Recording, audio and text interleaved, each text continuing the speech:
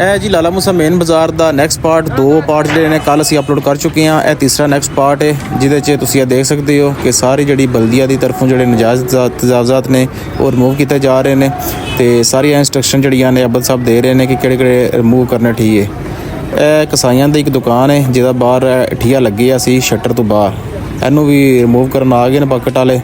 ਤੇ ਇਹ ਚੈੱਕ ਕਰੋ, ਇਹ ਜਿਹੜੇ ਥੜੇ ਨੇ ਨਾ ਇਹ ਰਿਮੂਵ ਕਰਕੇ ਤੇ ਉਸ ਤੋਂ ਬਾਅਦ ਤੋੜੇ ਜਾ ਰਹੇ ਨੇ ਕਿ ਜਿਹੜੇ ਬਾਅਦ 'ਚ ਵੀ ਦੁਬਾਰਾ ਠੀਏ ਜਿਹੜੇ ਨੇ ਇਸਤੇਮਾਲ ਨਾ ਕੀਤੇ ਜਾ ਸਕਣ।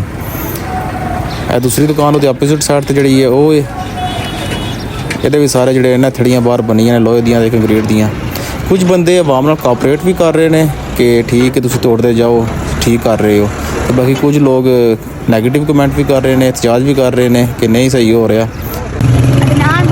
मैं आपकी सारी वीडियो देता हूँ, लाइक भी देता हूँ, सारी वीडियो देता हूँ। Thank you. बाकी दूसरी साइड ਤੇ ਬੋਰਡ ਬਾਜ਼ਾਰ ਵਾਲਾ ਆਪਰੇਸ਼ਨ ਵੀ ਜਾਰੀ ਹੈ ਜਿਹੜਾ ਤੁਹਾਨੂੰ ਅਸੀਂ ਪਹਿਲੇ ਦਿਖਾਇਆ ਸੀ ਕਿ ਨਵਾਂ ਬਾਜ਼ਾਰ ਬਣ ਰਿਹਾ ਤੇ ਇਹ ਤੁਹਾਨੂੰ ਅਸੀਂ ਜ਼ੂਮ ਕਰਕੇ ਦਿਖਾਉਂਦੇ ਆ। ਉਹ ਸਾਹਮਣੇ ਮੇਨ ਬਾਜ਼ਾਰ ਹੈ ਤੇ ਇਹ ਬਾਜ਼ਾਰ ਕਿੰਨਾ ਖੁੱਲਾ ਨਜ਼ਰ ਆ ਰਿਹਾ, ਉਹ ਨਵਾਂ ਬਣ ਰਿਹਾ ਜਿਹੜਾ। ਦੂਸਰਾ ਜ਼ੂਮ ਕਰਕੇ ਤੁਹਾਨੂੰ ਦਿਖਾਉਂਦੇ ਆ ਥਾਣੇ ਦੀ ਬੈਕ ਸਾਈਡ ਤੇ ਜਿਹੜੀ ਉਹ ਸਾਹਮਣੇ ਥਾਣੇ ਦੀ ਦੀਵਾਰ ਨਜ਼ਰ ਆ ਰਹੀ ਹੈ। ਥਾਣੇ ਤੋਂ ਲੈ ਕੇ ਬਾਜ਼ਾਰ ਤੱਕ ਨਵਾਂ ਬਾਜ਼ਾਰ ਬਣ ਰਿਹਾ ਸਾਰਾ।